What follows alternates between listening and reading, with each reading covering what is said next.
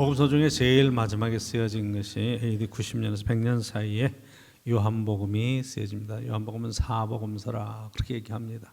복음서가 마태, 마가, 누가, 요한 이렇게 네 개가 있는데 이 마태, 마가, 누가 복음은 공관 복음이라 그래서 보는 관점이 같다. 마가복음을 근거로 해서 그다음 말씀을 더해서 유대인들에게 복음을 전하는 것이 마태복음의 그런 역할하면 사건적으로 좀 이렇게 시계를 벌리면서 이방인 선교에 대해서 관심을 가지고 사도 바울과 함께 사역을 했던 누가가 쓴 것이 누가복음이라 그렇게 보면 이제 그것이 60년대 사도 바울이 50년 60년대 들어오면서 이제 편지의 글들을 써서 이제 말씀을 증거했다 그러면 70년대 들어오면 이제 복음서들이 쓰여지고 그리고 거기에서 20, 30년 뒤에 맨 마지막에 헬라의 그런 세계를 향해서 헬라의 그 문화권을 향해서 요한복음이 말씀을 쓰는 것을 보게 됩니다.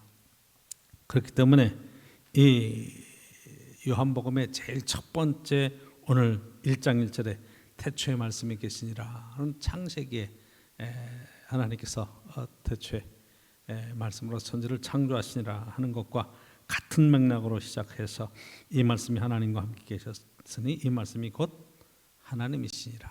그렇게 해서 이게 말씀이 곧 하나님이시고 이 말씀이 육신을 입고 우리에게 오신 분이 예수 그리스도 그분이 곧 하나님의 아들이시고 하나님이시라는 그러한 논리로 지금 이렇게 이야기를 하는 겁니다. 헬라 세계는 그 시대의 철학적인 어떤 삶의 기반을 갖고 세상을 분별을 했습니다. 자, 철학적이라는 것은 제일 그런 것들의 질문을 하는데 가장 근본적인 질문을 하는 거예요. 그래서 철학적인 제일 큰 주제가 이 땅의 근본이 과연 무엇으로 시작됐겠느냐. 그래서 뭐 탈레스라고 하는 뭐 철학자가 불이라고 시작하는 것부터 시작해서 물이다 아니다 세상은 원소다 뭐 별의별 얘기들이 쭉 나오면서 거기에 이제 이 철학적인 것 속에 제일 큰 가치의 이성 세상이 되어진 근본 원리 우주적인 법칙에 관한 이야기를 로고스라고 하는 표현으로 헬라의 철학적인 용어인데 이 로고스라는 말을 그대로 갖다 쓰면서 이것이 이제 너희들이 이야기하는 하나님 세상의 가장 원리가 되시는 분 세상을 창조하시고 운행하시는 분이 결국 이 로고스라고 하는 이 하나님이시라. 이 하나님의 말씀인데 이 말씀이 육신이 돼서 우리 가운데 거하신 분이 예수 그리스도라. 철학적인 논리로 지금 그 시대에 그런 사고를 하고 있는 헬라의 그런 이방인들을 향해서 복음을 증거해 나갔다. 이 이야기예요. 굉장히 심오한 얘기죠. 철학적인 어떤 근거를 가지고. 그래서 다른 복음서하고는 조금 접근하는 방법이 다르죠. 자, 마태복음에 우리가 지난 시간에 보았던 것처럼 예수 그리스도가 이 땅에 오시는 것은 여러분 아브라함과 다윗의 후손으로 그렇죠? 왕의 족보를 통해서 그래서 예수님이 탄생했을 때 찾아오는 분들이 동방 박사들이 왕께 드릴 예물을 가지고 유대인의 왕으로 나신 이가 어디에 있느냐고 그리고 물어보면서 찾아오시죠. 그렇죠? 그러니까 유대인의 왕으로 오시는 메시아 이건 다윗의 후손으로 오시는 메시아. 그러니까 유대인들은 바로 이런 메시아를 기다리고 있었기 때문에 바로 이분이 예수님으로 이 땅에 오셨다. 예수님은 다윗의 후손 왕의 가문이다. 이분은 왕 중에 왕으로 오셨는데 너희들이 기대하던 그런 막강한 힘을 갖고 있는 메시아가 아니라 십자가에 돌아가시면서 우리를 죄에서 구원하시는 메시아의 모습으로 쭉 말씀을 증거하는 거죠. 자, 그런데 누가복음에 보면 관점이 조금 다르죠. 왕으로 오시는 분이 아니라 가장 낮은 곳에 찾아오시는. 그래서 여러분 말구유에 누워서 어쨌든 뭐 있을 것이 없어가지고 가장 천한 몸으로 이 땅에 오시는 분. 그래서 그 예수님을 경배하는 사람이 이런 높은 궁궐에 있는 그런 사람들이 아니라 광야에서 그 밤에 목동들이 목축을 하다가 그 별의 나타남을 보고 따라와가지고 그리고 천사들의 전하는 말을 듣고 증언하는 그런 이야기들이 나와요. 그래서 가장 그 시대에 낮은 사람들, 가장 연약한 사람들, 죄인들을 구원하시러 오시는 예수 그리스도에 대한 증언을 하는 겁니다. 그러니까 마태복음에서 나타나는 예수님의 그런 탄생의 이야기와 누가복음의 탄생 이야기가 이렇게 두 개가 너무 차이가 나요. 근데 우리는 이것을 짬뽕으로 섞어서 그렇게 생각을 하는 거고, 요한복음에 딱 보니까 이제는 이게 육체적으로 어떻게 탄생했다, 어떻게 뭐 마리아의 자손으로 나왔다, 뭐 이런 차원의 얘기가 아니라 이분은 천지를 창조하신 창조주, 태초로부터 계신 분이었다. 그분이 바로 하나님이신데 그 하나님이 우리를 찾아오셨다. 놀라운 선언을 지금 하면서 이 이야기를 하는 거예요. 응? 그래서 여기에는 예수님의 탄생설화 같은 거는 그런 얘기, 탄생에 관한 이야기는 없어요. 그렇죠? 이분이 어떤 분이신가? 우리가 전하는 예수 그리스도 이분에 대한 바른 신앙 고백이 왜 중요한가 하는 이야기를 하는 겁니다. 그렇죠? 그래서 여러분 한번 생각해 보세요. 1장 1절에 한번 다시 한번, 태초에 말씀이 계시나 이 말씀이 하나님과 함께 계셨으니 이 말씀은 곧 하나님이시니라. 이 말씀이 하나님이시라는 거예요. 말씀이 육신이 돼서 우리 가운데 거하시며 우리 그의 영광을 보니 독생자의 영광이었다. 이제 쭉 내려가서 여러분 몇 절이에요? 14절 보시면 말씀이 육신이 돼서 우리 가운데 거하셨다. 이분이 곧 하나님이시라. 여러분 수학 우리 가장 기본적인 거 알죠? A는 B와 같다. A equal B, B equal C. A는 B와 같다. B는 C와 같다. 그럼 A는 C와 같다. 이거잖아요. 그렇죠? A가 C가 같은 거예요. 그러니까 태초에 말씀이 계셨고 이 말씀이 하나님이신데 이 말씀이 육신이 되어서 예수님으로 오셨으면 예수님이 곧 뭐라는 거예요? 말씀이고 예수님이 곧 하나님이시다. 이 얘기예요. 예수님은 하나님이시다. 우리는 예수님이 하나님의 아들이시다 이렇게 고백하잖아요. 그래서 여러분 이 성경 이야기는 예수 그리스도가 누구신가 하는 것에 대한 신앙 고백이 굉장히 중요해요. 마태복음에는 예수님이 가이사랴 빌립보에서 16장에 보면 그렇게 얘기하죠. 세상 사람들은 나를 누구라 하느냐, 너희는 나를 누구라 하느냐. 그때 베드로가 신앙 고백하죠. 주는 그리스도시요 살아계신 하나님의 아들이십니다. 하나님의 아들이십니다. 고백하죠. 요한복음에는 예수님이 하나님이십니다. 고백하는 거예요. 그러니까 여러분 30년대 예수님의 생애, 60년대 복음서의 증거, 그리고 요한복음의 맨 마지막 90년, 100년 사이에 이게 한 세대가 바꾸면서 예수님에 대한 신앙 고백이 어떻게 이게 발전되어지고 더 깊어지는가 굉장히 중요한 겁니다. 왜 이게 중요한가? 여러분 세상에 가장 존재가 이 땅에 근거하도록 하시는 분이 누구냐? 그분이 하나님이세요. 최상의 존재. 이 땅에 내가 있게 하신 분이 누구냐? 하나님이시다. 이 세상에 만물이 있게 하신 분이 누구냐? 어디서부터 시작됐냐? 하나님이 천지를 창조하셨다. 이게 그러니까 만물의 근원이 어디에 있느냐? 모든 것의 원리의 핵심 어디에 있느냐? 그분이 하나님이시라. 이 고백을 하는 거죠. 이게 여러분 얼마나 대단한 거예요. 질문 중에 제일 큰 질문이 뭡니까? 난 누군가? 그렇죠? 난 어디서 왔는가? 난 어디로 갈 것인가? 세상에 이거에 대한 질문에 답을 할 수 있는 것은 종교 외에는 없습니다. 그렇죠? 존재의 근거를 묻는 종교에 관한 이야기예요. 그러면 여러분 한번 생각해 보세요. 우리가 하나님이 천지를 창조하셨습니다 하는 것에 대한 이야기는 여러분 이 성경의 이야기 유대교의 이야기죠. 그렇죠? 유대교에서 나와서 거기서 기독교, 그리스도교가 나왔고 기독교에서 여러분 이게 캐톨릭, 뭐 시랍 정교회 그리고 우리 개신교회 다 한 뿌리에 있죠. 자 여기에 이제 구약 성경의 율법서에 근거를 두고 있는 것이 잘 아는 대로 여러분 이게 마호멧 종교라고 하는 이슬람 종교도 여기서 나오는 거예요. 그게 알라신을 섬긴다, 유일신을 섬기는 같은 뿌리를 유대교와 기독교와 뭐 다 그거는 이제 여러분 잘 아는 대로 500년대 말에 600년대 그때 이제 시작하는 그러한 기독교보다 한 500년 뒤에 시작하는 이슬람교. 전 세계 종교를 보면 다 이게 꽉 지배를 하고 있죠. 그렇죠? 북미 쪽에 그러면 여러분 개신교, 남미 쪽에 캐톨릭, 뭐 이쪽에 뭐 중동 이쪽 가면 다 뭐 그러니까 이 이슬람 종교가 다 이렇게 하고 있는, 그러니까 다 이게 지금 성경에서 나온 하나님 유일신 사상이 세상을 그렇게 종교로 지금 양분하고 있다 생각하시면 되고, 여러분 불교를 이야기해 보면 불교는 신이 없는 거예요. 신은 누구냐? 네가 곧 신이라고 얘기하는 거예요. 그렇게 범신론이라고 얘기하는 건데 모든 것 속에 신이 들어있다. 나도 깨달으면 곧 부처가 된다. 깨닫는 종교. 내가 깨달으면 곧 신이 된다고 얘기하는.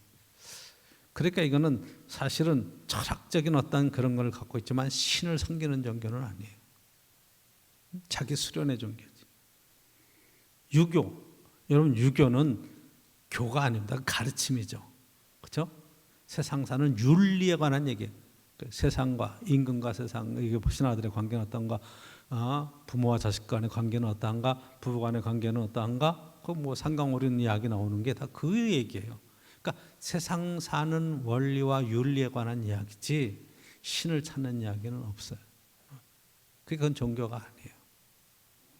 그러니까 여러분 종교 이야기할 때 세상의 모든 종교들이 여러분 샤머니즘과 뭐 이런 여러 가지 다한 잡다한 우상들을 섬겼던 모든 종교들이 다 지금 무너지고 오직 여호와 하나님을 섬기는 그런 것으로 세워졌는데, 지금 기독교의 오늘 요한복음의 놀라우신 이야기는 바로 구약 성경에 너희들이 이야기했던 그 여호와 하나님이 천지 창조하신 그 창조주가 육신으로 우리를 찾아오셔서 그분이 우리가 신앙 고백드리는 하나님의 아들이시고 그분이 곧 하나님의 본체시라, 그렇게 이야기를 하는 겁니다. 그래서 여러분 3절 보시면 그렇게 쓰고 있어요. 2절 그가 태초에 하나님과 함께 계셨고, 3절 만물이 그로 말미암아 지은 바 되었으니, 이 그는 누굴까요?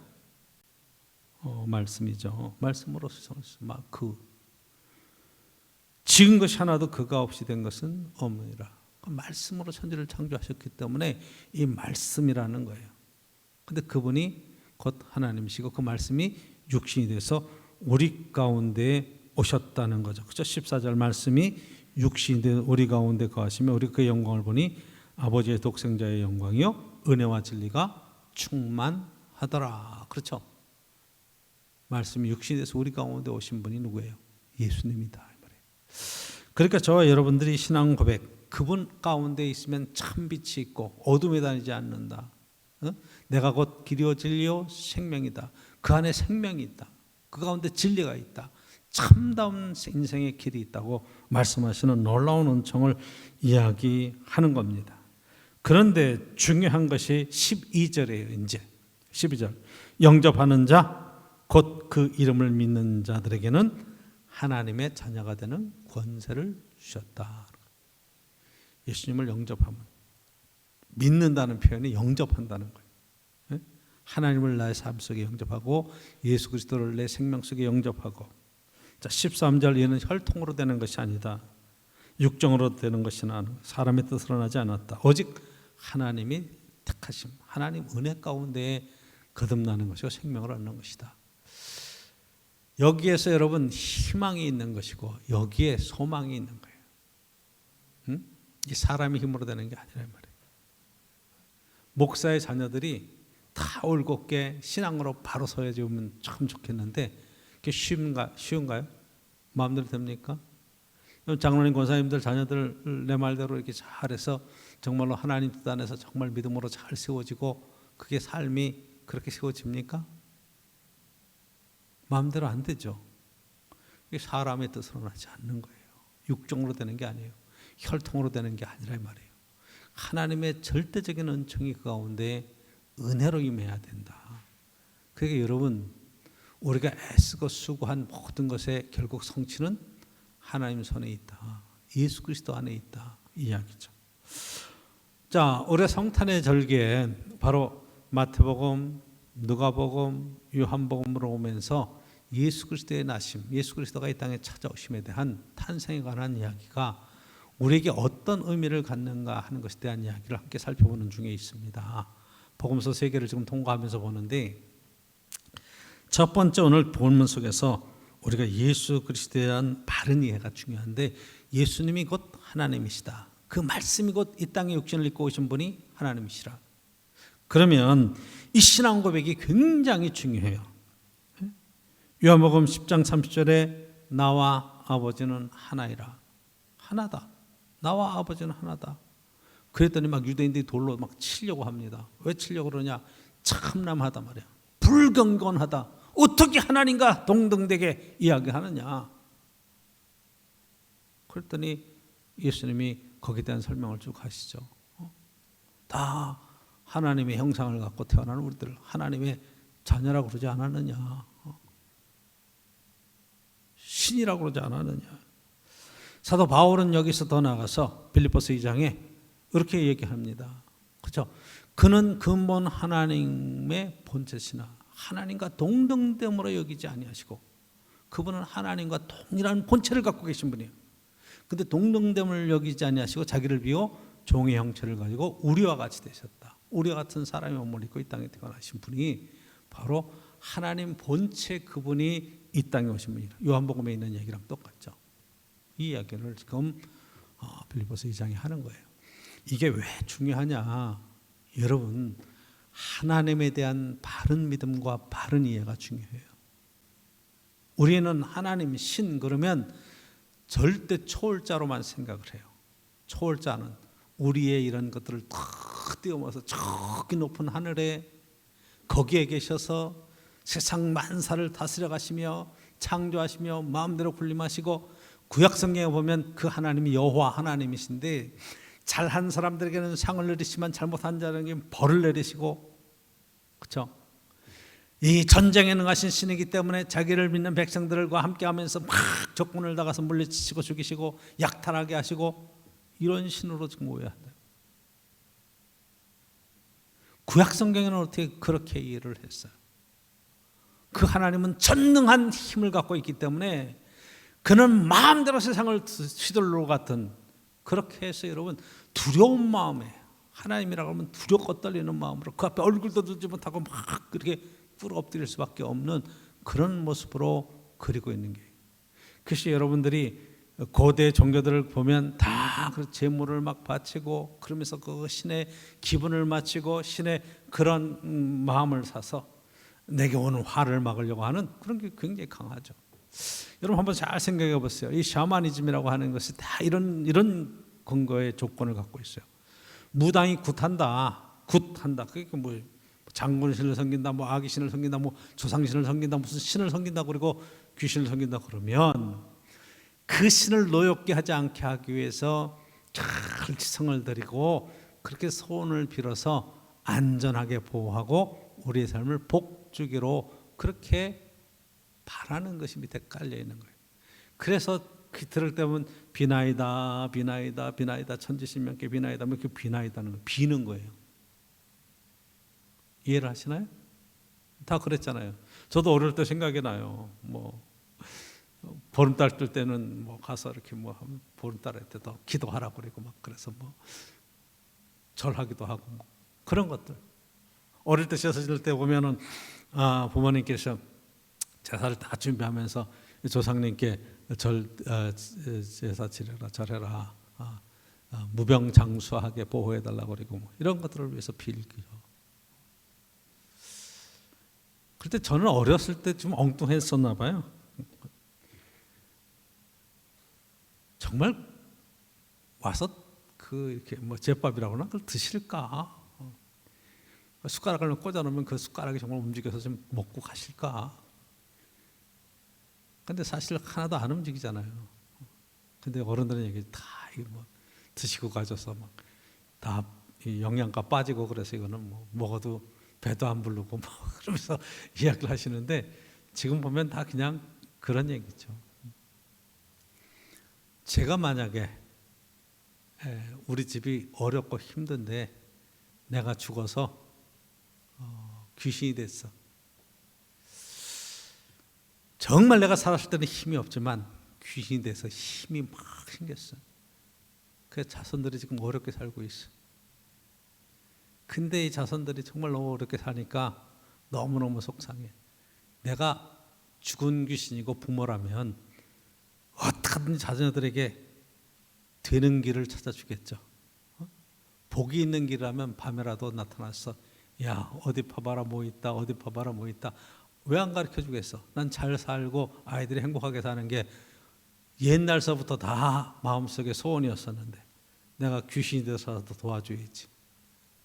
근데 여러분 제사 안 드렸다고 나를 혼내 한다고 가서 막 아이들을 못 살게 들고 막 병을 내리고 막 가난하게 만들고 그러겠어요? 부모를 여러분 이해 못하는 거예요. 그건 귀신의 상징이지 부모의 상징은 그런 게 아니야.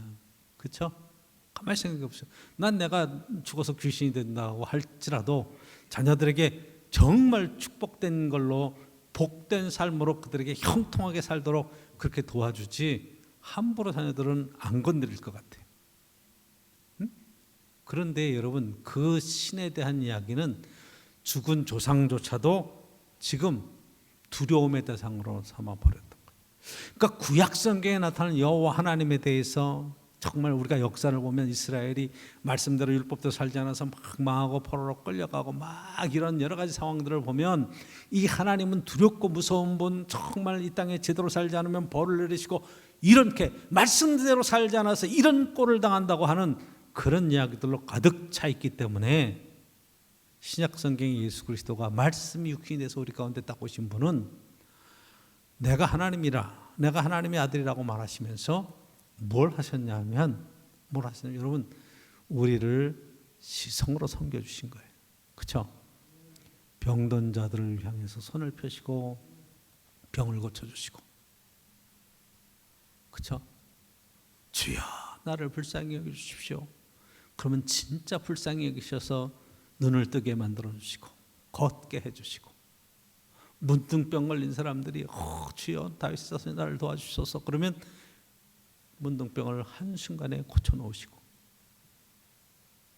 그리고 이 땅에서 정말 하나님이 어떤 분인지 하나님 말씀대로 산다는 것이 어떤 것인지 잘 풀어 깨닫게 해주시고 우리 모두가 하나님 안에서 복된 자녀로서의 삶을 살게 하도록 이끌어 가셨어요. 말씀으로 계속 가르치셨죠.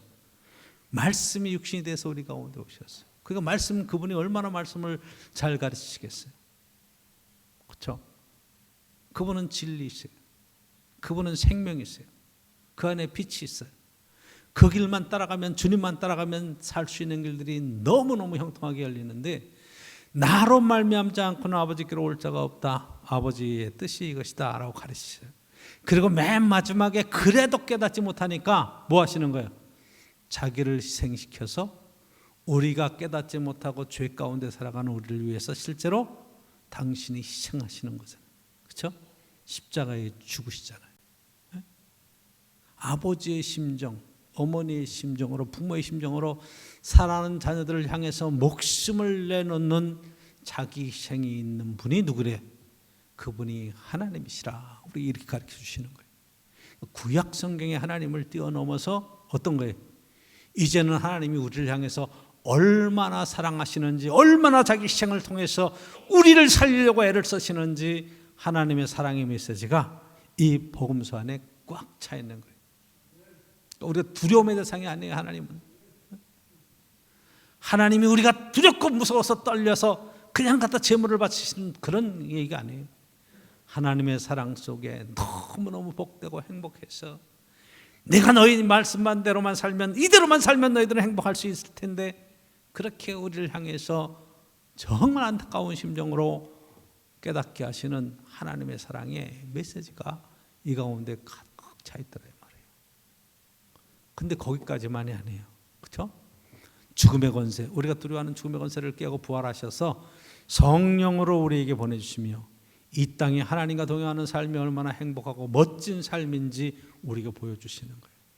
그래서 여러분, 그리스도 안에 산다는 것은 하나님을 모시고 사는 것이고, 그렇죠? 이 땅에 찾아오신 예수 그리스도가 이제 성령으로 우리와 함께 하시는 놀라운 은혜 가운데 살아가는 이 축복을 누리게 하시는 분이라 이 말이에요. 얼마나 큰 일이에요. 여러분이 예수님을 만났습니까? 예수님을 영접했습니까? 예수님을 믿습니까? 이 얘기예요. 그렇죠? 이분 안에 생명이 있어요. 그래서 오늘 본문 속의 두 번째 이야기는 바로 이야기예요. 4절에 그 안에 생명이 있었으니 이 생명은 사람들의 빛이라 그렇죠.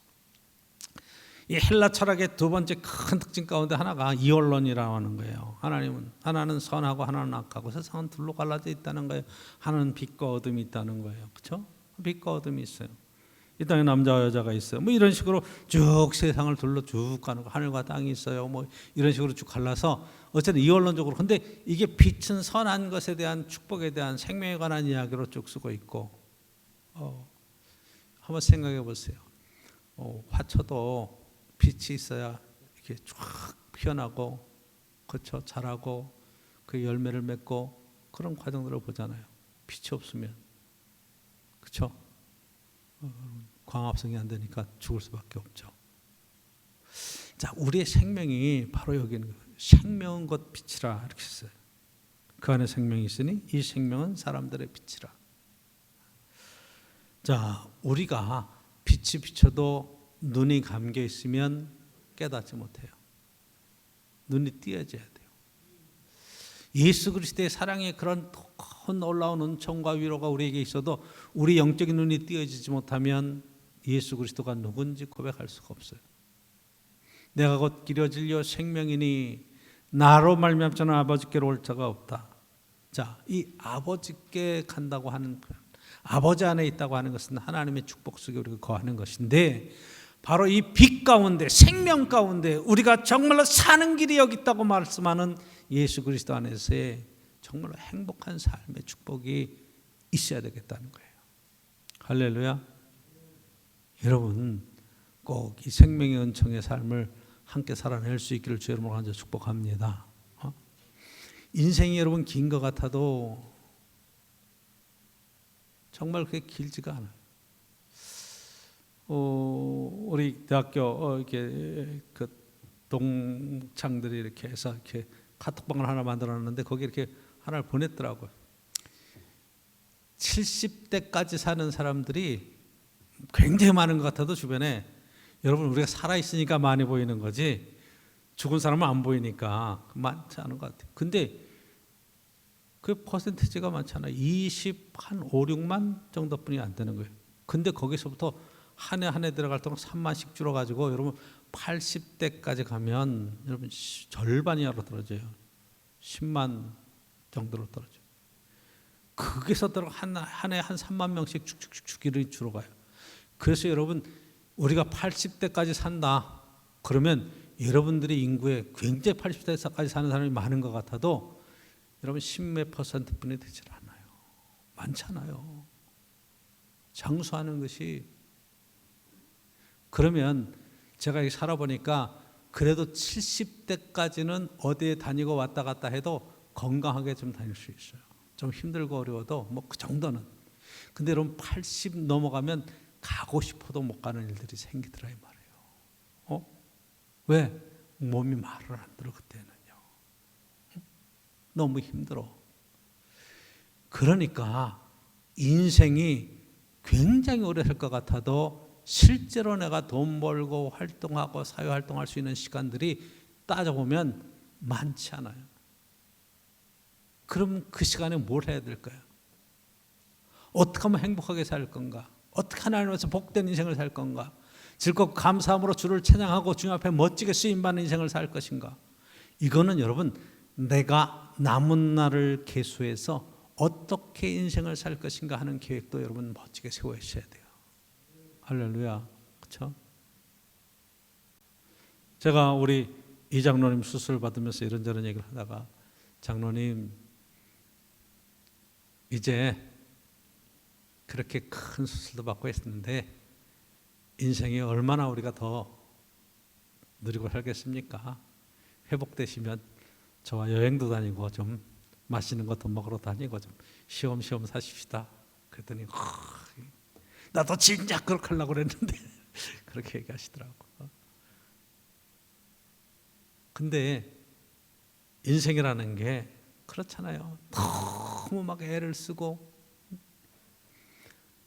많이 애를 쓴다고 해서 해결될 것 같아도 쉽지 않잖아요.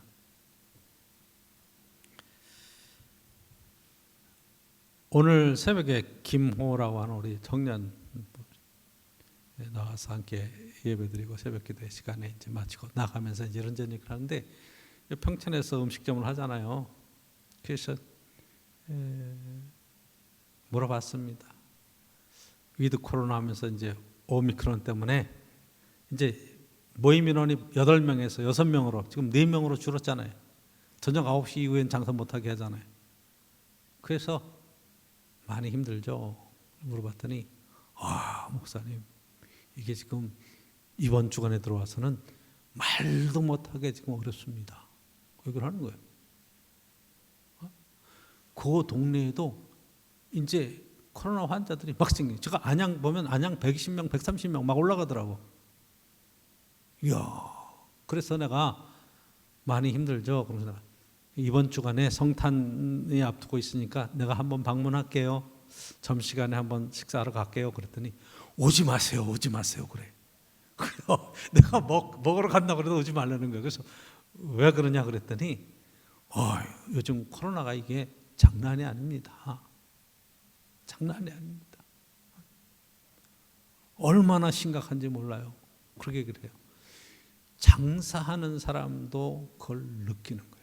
주변에 환자들의 얘기가 막 생기니까. 그 위드 코로나로 갔다가 지금 오미크론이라고 하는 새로운 변이 바이러스 때문에 지금 이런 큰 어려움을 겪는데, 제가 이제 교회 앞 여기도 좀 광고를 했지만은 지금 교회는 그래도 다른 이렇게 모임처럼 이렇게 같이 막 옥죄이지 않고 많이 풀어졌어요. 그래서 여러분 70%까지 300명까지 299명까지 모일 수 있게끔 그렇게 해놨어요. 근데 그건 접종자에 한해서 70%.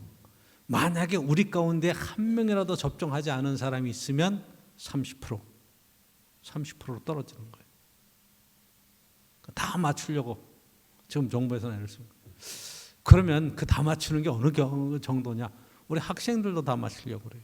근데 학생들은 지금 이게 지금 우리가 생각했던 것 이상으로 생명의 위협을 받는 일들이 너무 많이 생긴다. 그러니까 하나님의 도우심 속에 하나님의 은혜 가운데로 들어가지 않으면 우리가 두렵고 떨림으로 이 문제를 가지고 이렇게 해서 지금 해결될 것 아닌 것 같아요. 지금 중환자실마다 가득 차서 지금 오늘도 뉴스에 보니까 산모가 이게 수술실을 못 구해서 그냥 응급 그런 차 안에서 아이를 분만했다고 하는 소식까지 듣습니다. 사회가 정말 너무너무 위급한 상황으로 돌아가는데, 정말 하나님의 은혜로 아니면 이 난관을 어떻게 극복해낼 것인가? 저와 여러분들의 지혜가 필요합니다.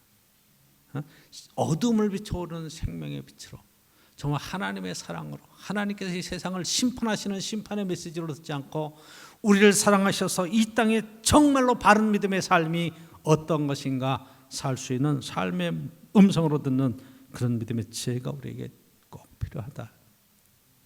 여러분, 어둠에 비쳤어요. 어둠이 있는 게 아니에요. 그렇죠? 빛이 비추면 없으면 사라지는 거죠. 우리 속에 어둠이 있다면 예수 그리스도가 우리 속에 들어오시면서 어둠이 사라지는 거죠. 세 번째, 오늘 보면 12절에 영접하는 자 곧 그 이름을 믿는 자들에게 하나님의 자녀가 되는 권세를 주셨다. 여러분, 저와 여러분들이 하나님의 자녀가 됐어요. 믿고 영접하면 예수 그리스도를 믿는다는 건 바로 여기에 있는 거예요. 내가 하나님을 믿는다는 것은 뭘 믿는 거예요? 구약 성경에 나타난 하나님도 맞아요. 율법으로 말씀하신 이스라엘 역사 속에서 역사하시는 하나님의 그러한 인도하심과 축복도 맞는 얘기예요. 그런데 신약으로 내려와서 이제 더 적극적으로 이야기하시기를 나를 찾아오셔서 나를 하나님의 자녀로 삼아주시고 이 땅에 하나님의 아들과 딸로 살게 하시는 놀라운 은혜가 이 가운데 있다는 것을 저와 여러분들이 깨달았으면 좋겠어요. 그래서 자녀로서 좀 당당하게 살았으면 좋겠어요. 아버지를 자랑스러워하고 자랑스러운 아버지의 아들, 딸로서 이 땅을 정말로 행복하게 살았으면 좋겠어요. 제가 부모가 돼서 자녀들에게 바라는 단 한 가지의 소원이 있어요. 그거는 너 정말 이 땅에 멋진 인생, 행복한 삶을 살았으면 좋겠다. 이것 하나죠. 저는 행복하게 살았으면 좋겠다. 재미난 이런 토크를 봤어요. 이 강남에 사는 그런 학생들, 또 강북에 사는 학생들 이런 얘기를 쭉 하면서 이제 학생들이 공부를 막 하는데 강남 대치동 이쪽에 이제 학교열이 굉장히 세잖아요. 아파트나 뭐 이쪽에 사는 학생들은 공부에 막 목숨 걸고 한다는 거예요. 근데 이제 압구정동이나 청담동이나 이쪽에 사는 학생들은요, 시험 봐서 이쪽에 성적이 안 나오면 막 이쪽에 음마 쪽에 있는 애들은 막 개포동 이쪽에 애들 막 불안해하고 어떻게든지 해보려고 애를 쓰는데 그쪽에는 부모와 학생들이 담담하대요. 괜찮아. 공부가 인생에 타냐? 왜? 사업을 하고 있거든. 재산이 많거든. 야, 공부 그거 너 나중에 회사 물려받으면 되지 뭐. 그러니까 여유가 있다는 거예요. 야, 나 그 얘기 듣고 깜짝 놀랐어. 잘 사는 사람들이 더 막 이럴 것 같은데 잘 살면 도리어 사람이 여유가 있다는 거예요. 할렐루야. 네? 어려운 사람들은 그 공부를 통해서 어쨌든 계급 상승을 하려고 애를 쓰면서 거기에서 막 아등바등 하는데 저와 여러분들은 아버지가 누구예요? 하나님이시잖아. 괜찮아요. 아버지께서 책임지시잖아. 할렐루야. 삶에 여유가 있어야 돼. 그렇죠? 하나님의 자녀로 이 땅에 아등바등 사는 그런 차원의 얘기가 아니라 어떤 삶의 자리에 있든지 내가 최선을 다해서 살아가는 삶의 정속에 하나님이 축복하시고 세우시며 복되게 하시는 그런 은혜의 삶을 사는 것이 너무 중요한 거예요. 너무 짓눌리지 마십시오. 그리고 하나님의 뜻이 내 안에서 이루어지도록 하나님께서 아브라함을 부르실 때 그에게 복을 주시며 그의 삶을 형통케 하시는 길로 인도해 가시잖아요. 그렇죠? 인도해 가시잖아요. 자녀로서의 이 축복된 삶을 멋지게 살아낼 수 있기를 간절히 축원합니다. 율법이 아니라 복음이에요.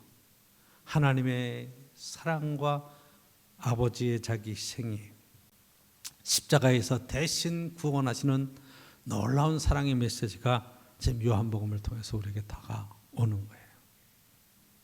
오늘도 저와 여러분들이 이 은혜 안에 살면서 하나님의 영광을 보고 하나님의 영광을 멋지게 드러내는 복된 성도로 승리해 갈 수 있기를 간절히 축원합니다.